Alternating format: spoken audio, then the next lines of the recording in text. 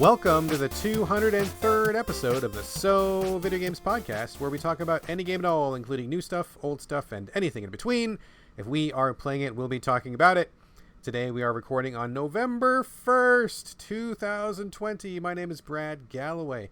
I am the editor of GameCritics.com, and 50% of this here show with me is the guy who was an alternate for the Great British Baking Show, Carlos Rodella. Yes, and I failed my creation. It was a sad day, but I was polite about it when I failed.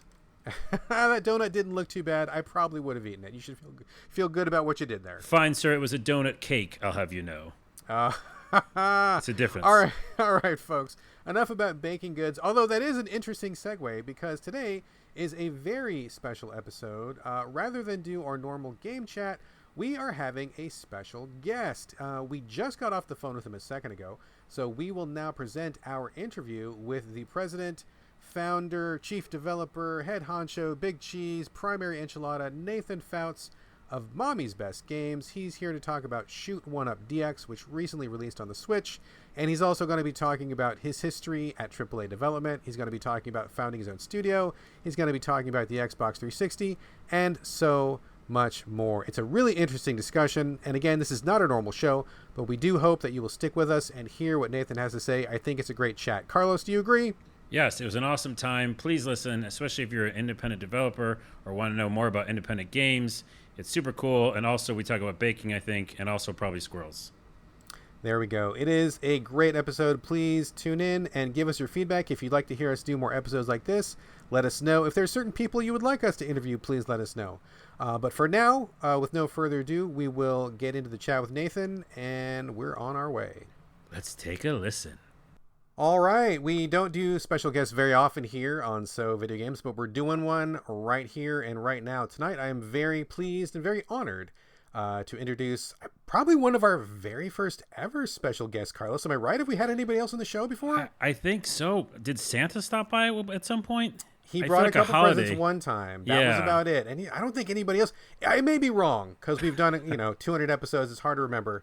But I think this may be our first time of having an outside special guest who wasn't like a fellow podcaster. So happy, overjoyed, excited to introduce Nathan Fouts, president, lead designer, and pumpkin pie baker at Mommy's Best Games. Nathan Fouts, thank you so much for being here with us tonight. Thank you guys for having me. What a special honor to be a special guest.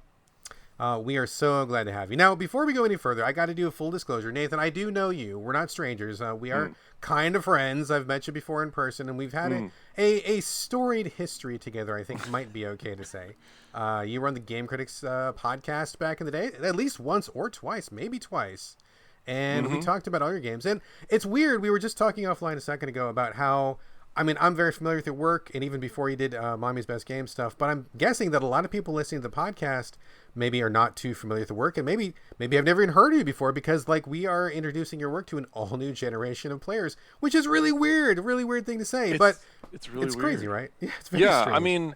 I don't know what I like more, people rebuying my remastered games or new gamers hearing about it and wanting to play them again, or for the first time rather. So they're both very exciting gamers.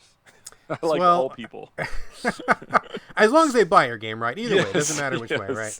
So before we get into the nitty-gritty of our interview here, Nathan, if you don't mind, would you tell us a little bit about yourself? How did you get into games? Who are you? Where are you from? What's your deal, man? What's going on? I'm old and cranky. I'm from Indiana, and originally, and now I traveled the world, and now I'm back living in Indiana. I used to work for Running with Scissors. I worked on a Duke Nukem game or two or three. I used to work at Insomniac Games, and then I decided to go indie back before it was cool in 2007, and that's when I formed Mommy's Best Games. That was, you were not kidding, brother, because that was way before it was cool to be indie. And in fact, you were one of the leading voices and one of the most prominent developers when indie games were being brought to console for the first time. And in fact, you were one of the most outspoken people at that time. Would you say that's fair? Yeah, there was a lot of piss and vinegar back then, but it's all, the wine has turned to vinegar and back again. Now I'm just drunk all the time. I don't know. So hey, we're all drunk all the time right now, by the way. It's the best way to do 2020. Yeah. Oh, God, there's no other way to do it. Don't drink, kids. Anyway. This is not our show advocating alcohol. Yes, please don't Yes. drink. And if you do drink, drink responsibly. So back in the day, Nathan, when Xbox 360 was just starting to bring indies, you really got in there and you cranked out a bunch of really cool games at that time, right? I did. Thanks. Yeah, there was a lot of cool people, and I'll tell you what. I was in the XNA community, and it was just a really fantastic and special community and group to be a part of. Just the lightning in a bottle kind of situation where the technology worked, the console worked, the community came together, and it was special. And it lasted, 5 or 6 years there, and a couple of years, and then it just kind of fell apart, like a band falling apart or something. But it was super cool. So like Radiant Games and James Silva, Ska Studios, there was a lot of really cool developers back then that made all kinds of neat stuff, and some of them are still going for sure. Can I just jump in real quick, because not you said something that rang a bell for me. XNA, I haven't heard that for a while. Years. Yeah, but I was a really big part of it. I'm a proponent of it from the game critic side and from the journalistic side. I actually created a show called XNA Roundup. I remember that. Yeah. It was my buddy's show, Nick. He actually created it, and then I joined forces with him. We did a show, and we reviewed all the games on XNA. Oh, it's so good. Isn't that crazy? It's a small world. That is crazy. A big tip of the hat to you, because what the big obstacle we had back then was the idea of, I don't know, the return of the bedroom coder. It was like the 1980s all over again, with John Carmack and Richard Garriott and Roberta Williams and all them. Like now we're back again, but we're on consoles. Yeah. And I did phone calls with IGN and about Weapon of Choice. My first release is Mommy's Best Games, and I didn't mind. I got it. They were laughing with me and at me at the same time. They were just like, "Who's this guy? This is weird." You know what I mean? Like, he made a game and released it on the Xbox. What? By himself? Which is totally standard now, but at the time it was pretty crazy. So it was. Yeah. To bring it back to console, you're right. Because indie games on the PC side was obviously a huge thing in the beginning. That's what games were, right? And I actually I'm a big fan of Richard, and I actually got to meet him and talk to him a bunch on Twitter and in person. And indie PC games, you just sold them out the back of your car, Yeah. I mean, then to do that again on the console. Well, you were talking about Richard Garriott. I mean, he was obviously a big deal. But then, jump ahead to whatever 2005, and you got Cave Story and Pixel and stuff like that kind of rolling around, and then Geometry Wars. So Geometry Wars, when it came out on Xbox 360, that was what made me say, wait, it was made by a couple people? You know what I mean? And at the very same time, XNA was starting to get created in the Microsoft side. And that's when I was actually... I started working on my own engine beforehand, and then they just got usurped by XNA, where I was just like, oh my gosh, I can't believe how good this is. Let's just use that. Yeah. And that's when I started making games. And I tell you what, to this day, when I think back to getting Weapon of Choice, getting a game to run from my computer on a retail Xbox 360 on a CRT, because this is 4x3 resolution back then. Just seeing it with those real scan lines, not graphics shader scan lines, real. Just seeing the game run on that TV, gosh, it was incredible. That's so cool. Oh, man, amazing. Yeah. So Nathan, let's talk about this period in time for a little bit longer. I know maybe a lot of people listening to the show perhaps have no familiarity with it. Maybe this is an all new thing they're hearing about. I think it's worth going into for a second. So when you left larger studios and you set out to do your own thing, your intention wasn't to get on Xbox 360, was it, or was it? So I was in Insomniac Games, and we were finishing up Ratchet and Clank Tools of Destruction, and on the PS3, and I'd worked in the industry for 10 years professionally at that point, AAA and, whatever Running with Scissors is, but they're awesome. So I was, getting paid, making money, and I was getting burnt out making other people's games. And basically, I was going to, when I saw Geometry Wars on the Xbox 360, I was doing the little phone calls to publishers to try to sell them on my new game, Weapon of Choice. And it was as hard as ever. But we were writing our own engine, and we were going to get it to work on somebody's console. The Wii had just gotten announced, right, or working around then. We were talking to Nintendo. And then, like I said, we had half an engine kind of working from scratch in C++. And then we started learning about X and A and how easy they were trying to make it change over to send it over to the Xbox 360.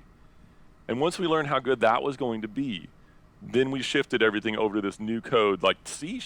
What? Like, that was kind of a new language back then, and we're just like, wow, I can't believe it. So, yeah, it was a commitment to go to Xbox 360 only. But between PS3, I had contacts at Sony. I was trying to work, and it was just pounding the pavement, talking to everybody I could. But we were doing whatever we could to get in somewhere. So. Yeah, like Brad said, that's like a leap of faith, though, right? You're like, you just worked on Ratchet and Clank, pretty big game, and you're like, but this looks pretty good. I can probably get my game ported over. So it's still a chance, right? It was very chancy, and we had the nest egg action and that sort of thing, and it was definitely a risk. But I knew based on what we had developed that it was at least decent. You know what I mean? Like, it was going to work somehow. So in terms of profitability, so yeah, it was scary though. Let's talk about that for a second, Nathan. I mean, that is like Carlos said, that's a huge step, right? And like when Weapon of Choice came out, I remember playing it for the first time. I thought it was amazing. I still love it, and I think that's one of your best games ever. I think it's a great game. But like when that hit, did it meet your expectations? Did you feel like, yes, this is the way forward? Yes, I can do this. Yes, my wife can relax. Now I'm going to keep making money. Or was it like what was the feeling like when you made that jump? It was terrifying, and it did not meet expectations. It was awful. I describe myself as a working indie. I don't say AAA or III or anything like that. I've not made it. Like, I work every day, and we make money, and but the cash flow is insane. It's like up, down, crazy. So normal person has the reliability to get a paycheck, hopefully, and it works the same week to week.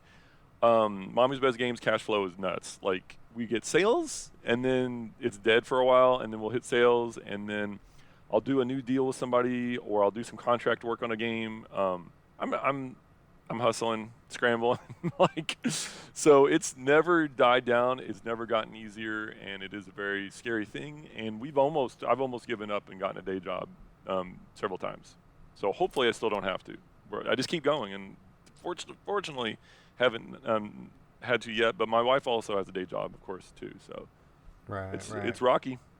It's rough out there. It's hard out there, man. Absolutely, for sure. I mean, I don't work in games for profit. I mean, I only do it for fun. I would be scared shitless if I had to work in games as an indie. That is ridiculous. Much props to you for doing that, man. And which brings me to the next point. It's been a while since we heard from you. I mean, maybe you've done some contract work that we don't know about. I'm sure I've probably played something that you've had your hands on. But it's been, I mean, how many years since the last time you released a game under the Mommy's Best Games label? It's been a few, hasn't it? So Pig Eat Ball was a big game of mine, and that came out in 2018.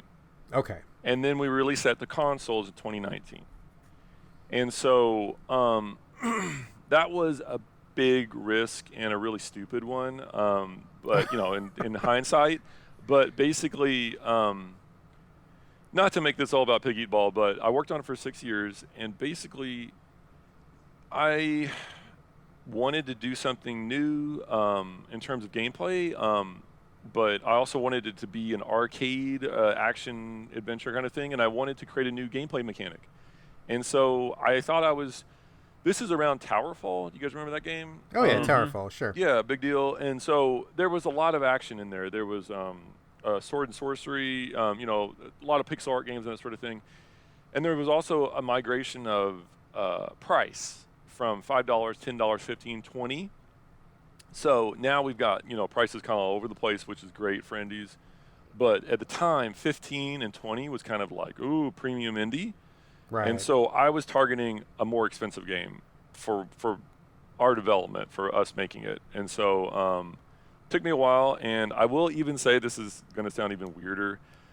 Over the course of making Pig Eat Ball over 6 years, I think I released 7 games, and I made Finger Derpy, which is a mobile game, very cool. If anybody, it's free to play, anybody can play it now. It's a fantastic drunken horse racing game.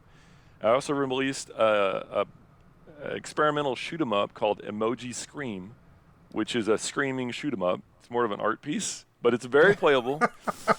It's free on mobile. Very cool and very weird. It has Kim Kardashian in it, and we almost got in trouble with Google for a while there on that one. I mean, you could go look. Anyway, it's got some art stuff, artsy stuff in it.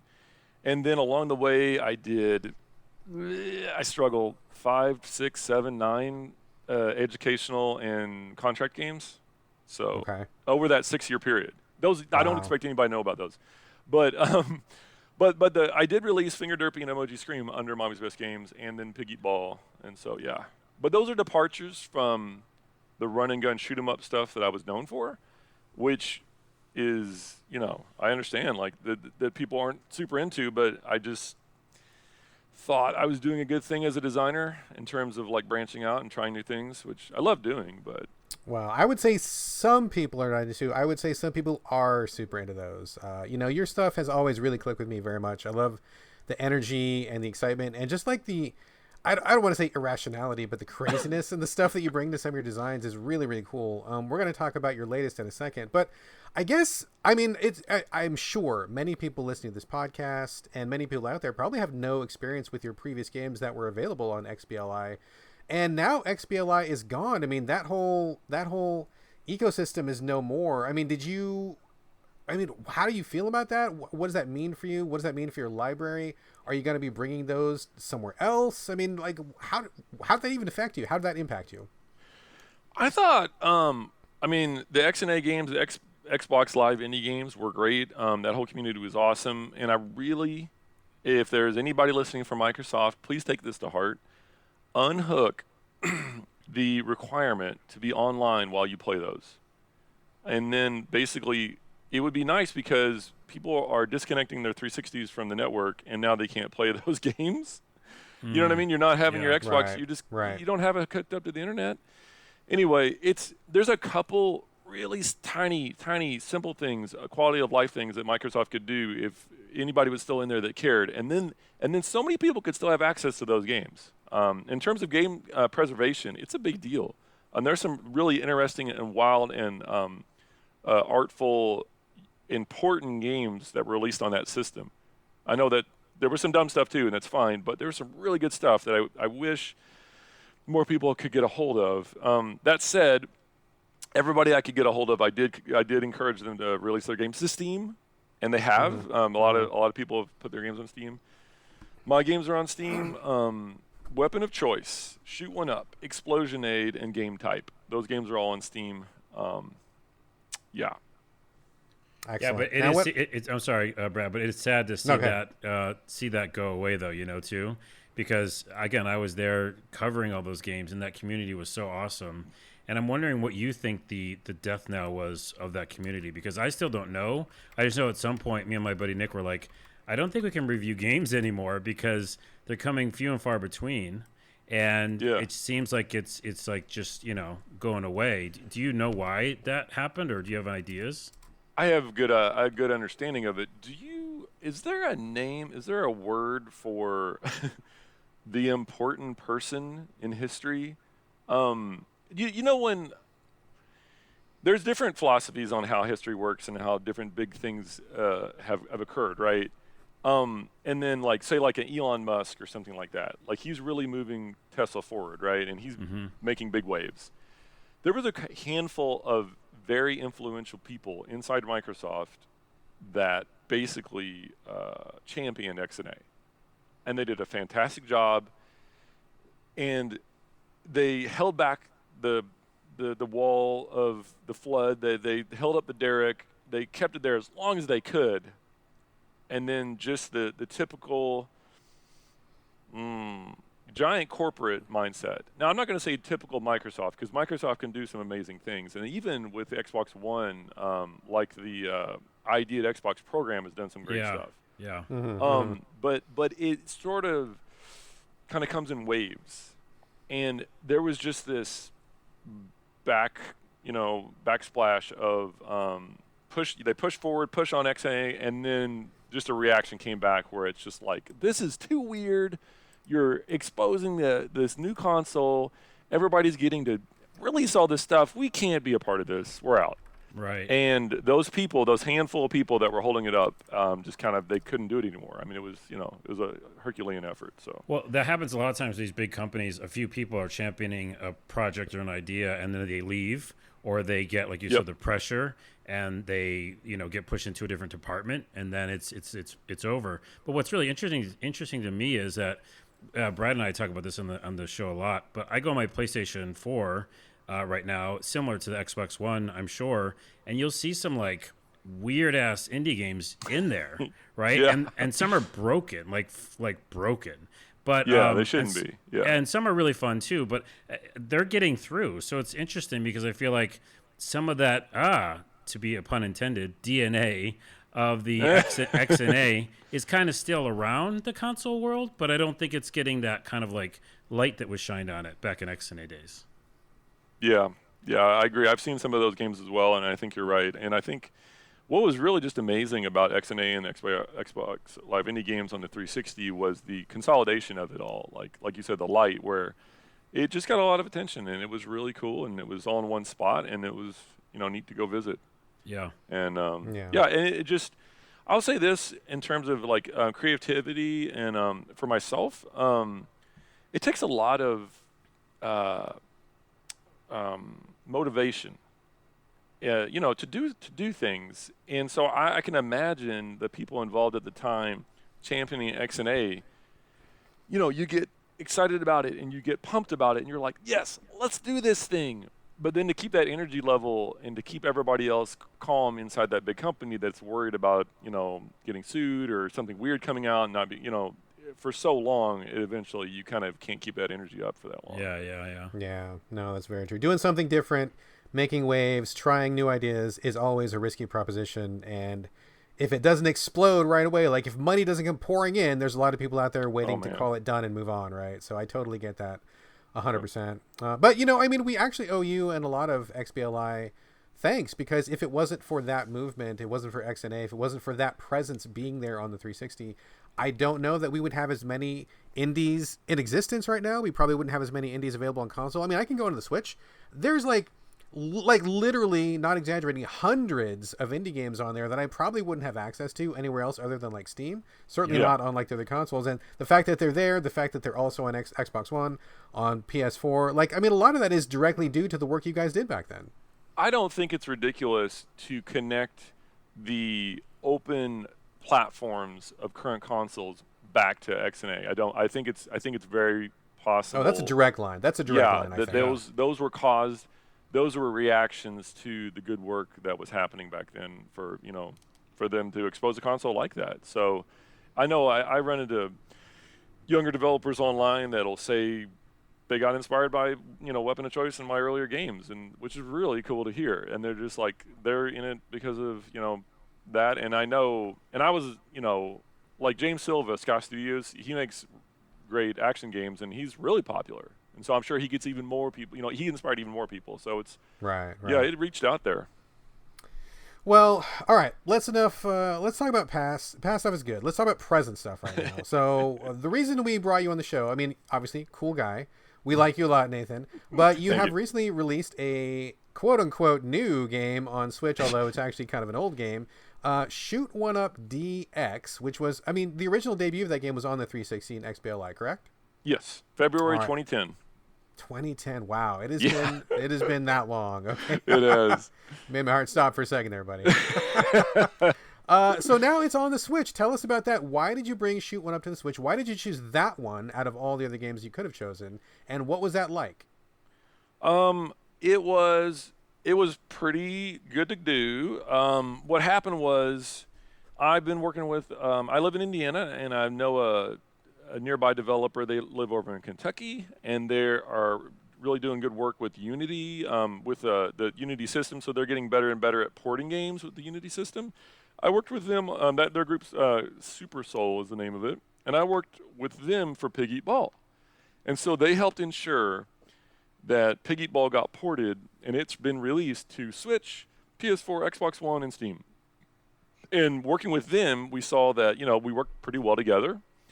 And Shoot One Up was built in XNA and C#, and we just started talking about it. We're like, well, what if, and I'll go ahead and tell you guys, we're going to release everything. So Explosion Aid DX, Weapon of Choice DX, we're going to do deluxe versions of all these games. But the conversation was, well, what if we get this pipeline of porting XNA over to Unity, and then being able to port each game to all 3 systems. And we worked on it over basically the course of this year. Early in January, before everything exploded, I was working on Shoot One Up DX, the content. So for anybody that's played Shoot One Up on Steam or back on the Xbox 360, there is new content in this DX version. So you can get it on Switch right now in North America, and hopefully in December we'll be through. It's been announced, December 4th for Xbox One, and hopefully December 4th for PS4. Nice. Excellent. So tell us about it. I mean, I am very familiar with it. You were very gracious enough to give me and Carlos codes. I mean, I played it back in the day. I played it again, played through it. Carlos, you played through Shoot One Up for tonight's interview, correct? Yeah, on the Switch, yeah. Would you like to give us a really brief capsule about what it's about, Nathan? Sure. So Shoot One Up DX is a shoot 'em up, traditional shoot 'em up, non-roguelike. And the cool twist is you play all your ships at the same time. You play all your lives at the same time. So instead of having a stock of 3 ships, you play all 3 ships simultaneously. It's like a phalanx, like this group of fighters, and you're flying through the air. All of them are getting to shoot bullets. And the risk reward of the game is to expand your ships apart while you're holding down shoot, and the giant mega beam, the plasma auger, starts shooting out. So you get like a giant Batsugan, Dragon Ball Z shot comes out of your ships. So if you want to play it safe, you contract them really tiny and try to weave through enemy bullets. And if you want to deal this massive damage, you can expand. And you can also shoot with like little bullets. And the really crazy part is you can get up to 30 playable ships simultaneously. It's nuts. 30 playable ships is amazing. Yes. I think I got like 10 maybe, or 10 or 15. But and the design of the game is to draw in more shoot 'em up players.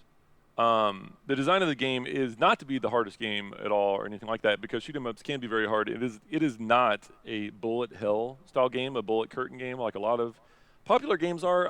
It's not supposed to be that intimidating. It's got easy, medium, hard, called chilled, normal, and serious. And even on serious mode, it's a decent challenge. It's not supposed to be super hard, but the tuning of the game was really important for me to make sure that you always felt like you were hanging on, but also being challenged, and making sure that it just felt really satisfying that way. I gotta say, go ahead, Brad. Go ahead. Well, I was going to say, I was actually going to throw it to you because I love this game. I could talk about it forever. But Carlos, I wanted to know what you thought of it. And, tell me the truth as if Nathan wasn't here. What did you actually think of it? Yeah, this game is not good, all right? I do not like this game. This is a bad game. No. I really, really like it. And I actually, I love the background graphics for one thing. I just love I always like looking down at all the things I was flying over, and I was like forgetting the action because I was like, whoa, that's a huge sword that's just on the ground. And of course the lady level, there's a the lady bunch level, of levels. But no, I really liked it because I don't like the bullet hell shooters. And I'm old enough to have played all those old school shooters that were really hard in the arcade. And I even didn't like them back then, like I'd rather play more of an adventure game or a platformer. So for me, that's never been like a draw. I love this game because this made me just feel relaxed and like there's still challenge, but because at some point there's like actually directions too. So you can choose where you want to go a little bit. Right. So you can choose a kind of a fork in the road or whatever. And so I was making those decisions. I was looking at the really great artwork, and I just had the button down the whole time, right? Just hold the button that says shoot and just don't let it up. And I just felt really, really good. I just kind of went back and forth between expanding my ships and bringing them together. And it just felt like a Zen flow moment. So I really appreciate it. And I feel like And I hope that you make another game like this because I just want more games like this that are shooters because the other shooters make me like anxious. I appreciate it. That's great. Yeah. Well, Brad, the thing I like. Oh, go ahead, Nathan. Yeah, Go ahead. well, I was going to say, you had mentioned, what were your thoughts on it? And if you imagined a sequel, did you like the Zen elements, or did you want more complications? Did you wish the game had more going on, or what? How do you feel about it? I'm curious. I think the thing that I like most about it is the thing that I actually like about like all of your games. Like you managed to find a twist of an idea or a new idea or some kind of new theme that I just haven't really encountered before in the way that you interpret it. Like, so for example, in this particular game, like you said, like you have, instead of racking up extra lives, you got all your lives on the ship and you can condense them down to take up the space of one ship, or you can expand them. So if you've got 30 lives, you can be as big as one ship, or if you push the button to spread them out, you have this giant like cloud of friendly ships that are all kind of hovering together. And like you said, the risk reward of that is really good. I love the moment to moment kind of like management of the beam. Like it's not even really about dodging, which I'm glad it's not. Like I'm not up for bullet hells. I don't like that kind of a game, but it doesn't feel like that to me because for me, the beauty of it is like having this brand new mechanic where if you spread out and you're more vulnerable to getting hit because your cloud of ships is larger, you've got this giant beam. So like you're just like laying waste to everything. And like the going like shrinking, getting bigger is really, really cool. And I think that innovation is something that you bring to all of your games that were on XBLI. And that was what really brought you my attention at first, because I'm always on the hunt for something new and different. And you keep bringing it like every single time, which is, kudos to you because not everybody can do that. Thanks. With this specific game, I mean, I love what it does. And I think this is such a cool idea. Like, I would totally be up for a sequel. And I wouldn't want it to be, like, busier. Like, I wouldn't want it to be harder. But I think, for me, I would love to see this amazing mechanic implemented in a few different ways. Like, maybe have a little bit more environmental interaction. Maybe sometimes the environment squeezes you in, so you have to get smaller. Maybe sometimes there's some kind of other environmental reason for spreading out. Maybe you've got to balance that up. Maybe there's, certain enemies where it just takes forever if you can't get that big laser out, but that's also problematic because of other factors. I mean, it seems like there's a lot to do, and I think that this particular mechanic is so rich, and it's so good, and it's so different.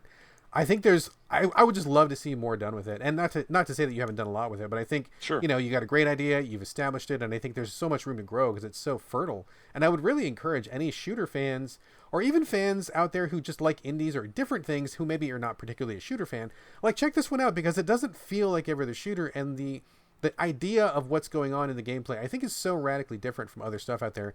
Totally worth a purchase, totally worth checking out. And I'm not saying that just because you're here. I appreciate it. That's good to hear. I'm going to say one more thing positively, just deal with it. I know it's hard for me to take compliments, but here comes something else positive. I would say that I was just playing, and Brad and I are going to talk about this on the show later, but I just got the Oculus Quest 2, and I've been playing a lot of different games on that. And one of the games I'm playing is Beat Saber, because everybody has to play Beat Saber. It's like a rite of passage with VR. And that flow that I feel in Beat Saber, which, by the way, is freaking amazing, is what I felt playing your game. I really did feel the same thing. And so for me, I would say more of that, or if anything, just like go headfirst into that. So some of the levels, maybe there is some rhythm mechanic, or maybe there is some sort of, that the flow is happening. So maybe the world around you kind of adapts to that. I just think go headfirst into that, because that's what I really felt. It just felt similar today when I was playing Beat Saber. I was like, yeah, I'm in the flow. Like I was last night when I was shooting all those things. Nice. That's cool. Yeah. Cool. Well, guys, I think we're going to wrap up in a minute, but I have a couple more questions here before we let you go, Nathan. I know you got to get back to that delicious pumpkin pie you were telling me about earlier. We've got a slice here. Before we let you go, I did want to know two things. So, number one, specifically about Shoot 1 Up DX. Where did you get the concept for the shrink and expand mechanic? It's so different and so unlike any other shooter out there. I mean, what do you remember? Were you sitting on the toilet one day and you got struck by lightning, or you watching TV or something? So how did it come to you? I had the multiple ship gameplay working, so that was already going, and it was a shoot 'em up with multiple ships. And honestly, it was a friend of mine. I'm friends with the guy that made the Baker's Edge. I don't know if you've ever heard of that cookware, but he's an inventor. And anyway, he and I were that took a turn. You kind of threw me for a loop there for a second. Yeah, the Baker's Edge. It's really good at making brownies. Anyway, it's an invention. So he and I are just old friends, and we were talking on the phone about shoot one up, the gameplay as I had it, and we were riffing on risk reward concepts. And I'll tell you what, I think that's one of the best risk rewards I've ever created in a game so far, and I still go back to trying to make that work, making sure that my games have something like that. I think it's really good in an action game to have a lot of risk reward that's like clear and interesting. And so, yeah, we just kind of came up with that one on the phone, thinking about what to do. That is not the answer I was expecting. Brownies and and cookware deciding, helping. Yeah. I mean, my logo is an apple pie, so there's a lot of brownies and cookware going on. Baked goods into the DNA of Mommy's Best Games, clearly. One more question for me, Carlos, and if you have anything else, feel free to jump in there. But so a while ago, I got to be honest with you, man. It's been so long, I kind of have forgotten what even happened. But a while ago, you and I were talking about Grapple Buggy. That was supposed to be like your next game. And I remember being really excited about it. I love the idea of it. And I got to be honest, man, I was like, did that come out? Like, what happened to Grapple Buggy? Where did that go? What is the status of Grapple Buggy? I need to know. Grapple Buggy was going to be our second game after Weapon of Choice. And basically, I started working on it. And then I shifted gears and made Shoot One Up. And the reason is it started to get so big, I wasn't sure if I could release it in on our budget still. So I stopped development of it. And everybody, and I even took it to a PAX East show, and it got attention, and people liked it. And then about 5 years after that, I started development on it again. And ran out of money again, essentially, and stopped development on it. And what's happened is, I've told myself, I'm not going to start a third time until I know I can finish it. And so it's in perpetual stasis, basically, unfortunately.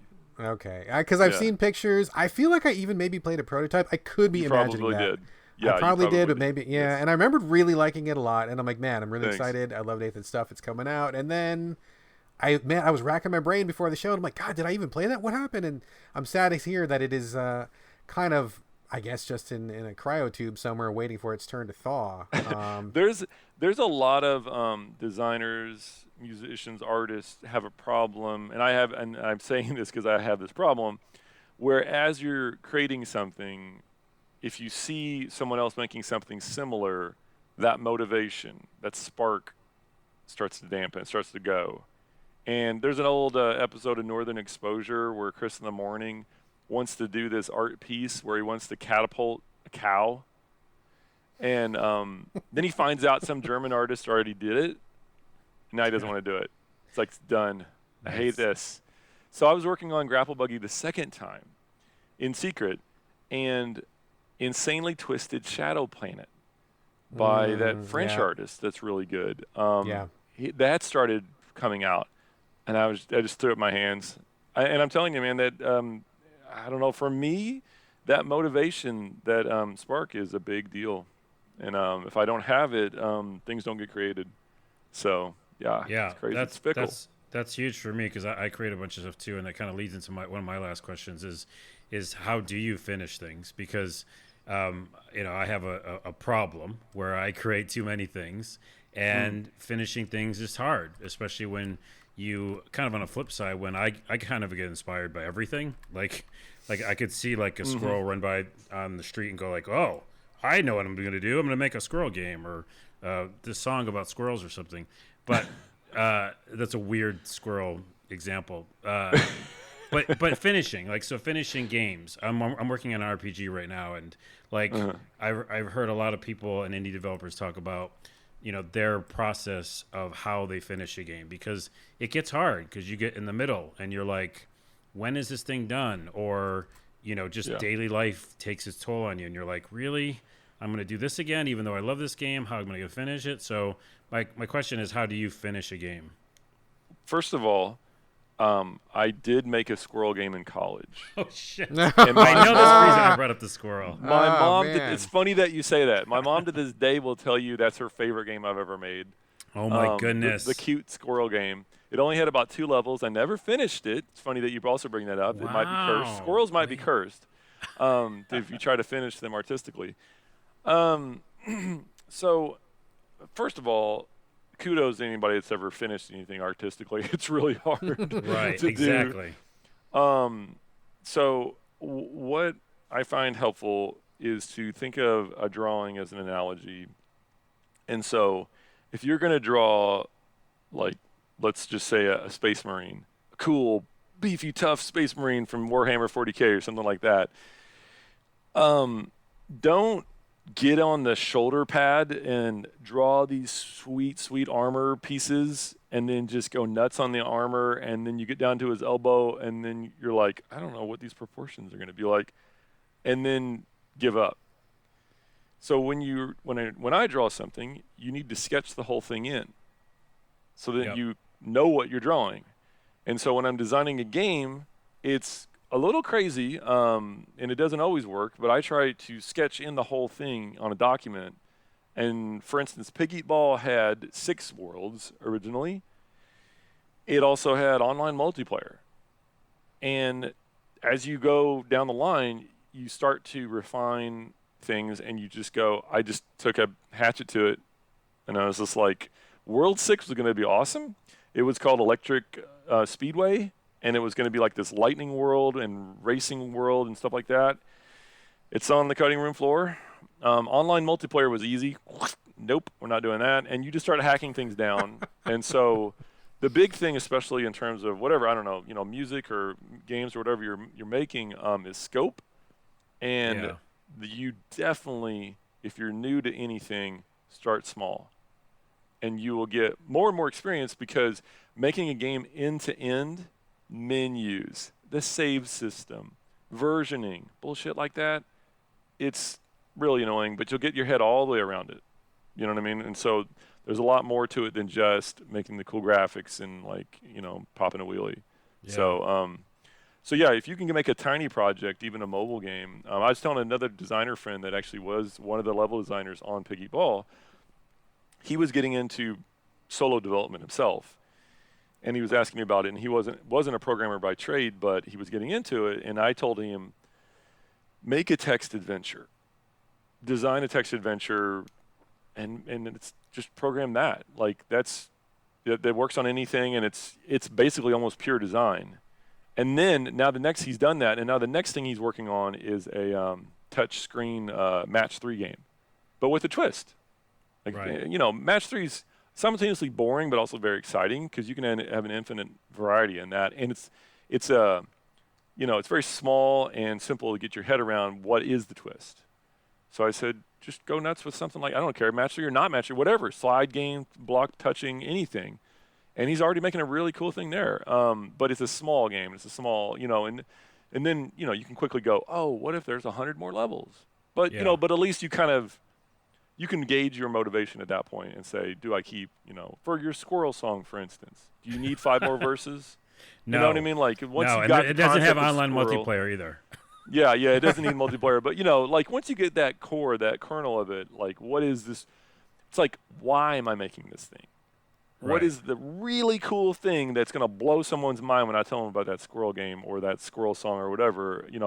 When I tell them about Pig Eat Ball, it's Pac-Man, but you get fatter while you eat. Like, well, and then immediately they're like, what? How does that work? I'm like, well, okay, $15 and you can find out. Nice. Nice. So, so you got scope and size then, really. And scoping things out in size. Sketch it in, you know what I mean? Get your head around it. Like, that's what, design it, like, draw it out, whatever, write it out. You just got to get your head around, what in the hell am I making and why am I making it? Right. It's funny you mentioned text adventures, because I just finished one recently, because I started using Twine again. And it's such a great tool, I guess, for anybody out there listening. If you want to make a text adventure pretty quickly and easily, Twine is awesome.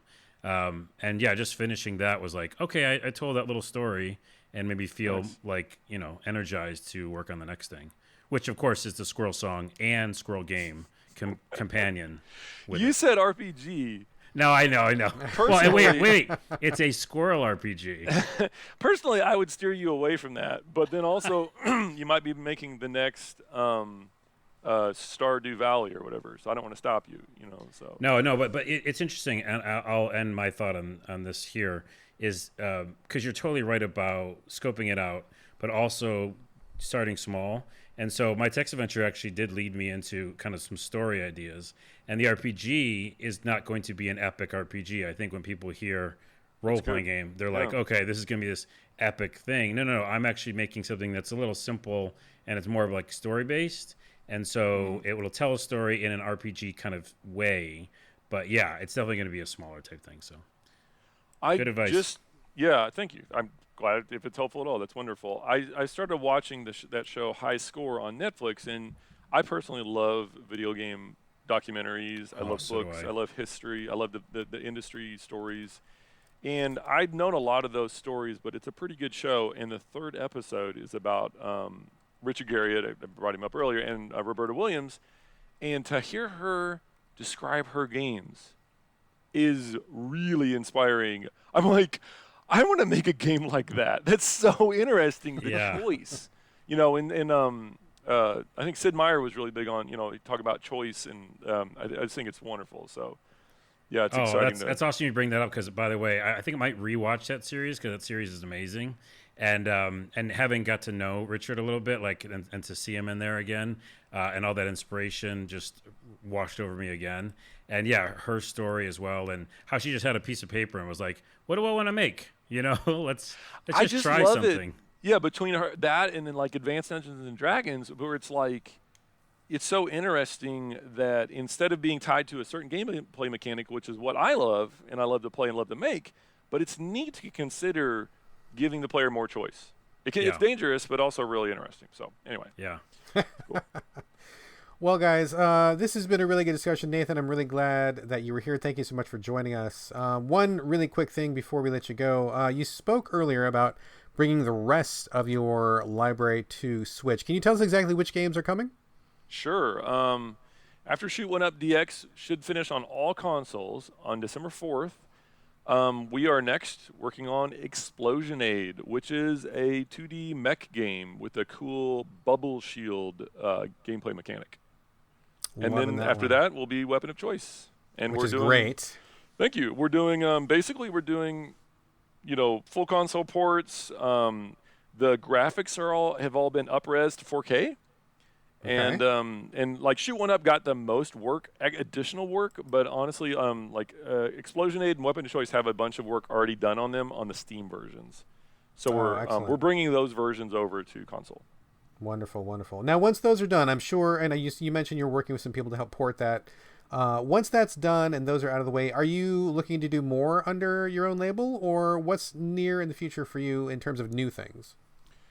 Yeah, I've been working on another project, and I'm really, really excited about it, and I'm happy to say that it is in line with the old stuff, but in the best way possible. So let's just say that. All right. We're going to end on that coy note, I think. Thank you so much for being here, Nathan. It's been a super pleasure. I love talking to you guys. Yeah, thanks so much, man. Yes, thanks so much. Thanks for the code. Thanks for the memories. Thanks for all the good times you brought us, Nathan. I'm sure we will be talking again. Good night, good sirs. Bye-bye. Bye. Bye.